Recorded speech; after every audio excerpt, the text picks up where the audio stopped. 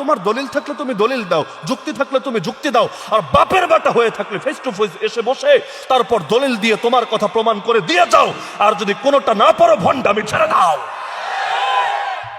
কি এক যুগ, বাউল এসে ফাউলগিরি করতে থাকবে, আর কিছু বললে মানুষ বলবে হায় হায় ঐক্য গেল রে। আরে ঐক্য নষ্ট করেছে কি আগে দেখো না। সোজা সাপটা কথা যে বোঝে না, সোজা সাপটা কথা মানে যেটা নিয়ে ইতিহাসে কোনোদিন বিতর্ক হয় নাই, এইরকম বিষয় নিয়ে আইসা একেবারে সব উড়ায় টুড়ায় দিয়া নিজের একমাত্র জামানার হক সিপাহ সালার দাবি করা, এর চাইতে বড় ফাইজলামি কি হতে পারে? তো ফাইজলামের একটা টাইম টেবিল আছে। আমরা এগুলো করলে নাস্তিকরা হাসে না? আরে হাসে না? বলে দেখেছো, মোল্লাদের আর দমন করতে আমাদের লাগবে না, মোল্লারাই মোল্লাদের দমায় দিবে। এজন্য দেখবেন হুজুরে হুজুরে লাগলে পেছন থেকে ওরা পিন মারে। নিজম মজুমদার পিন মারে নাই? অমুক ভাই আগায় যাও, তমুক ভাই আগায় যাও। আরে তুমি ভাই এত হুজুর প্রেমিক হয়ে গেলা কেমনে?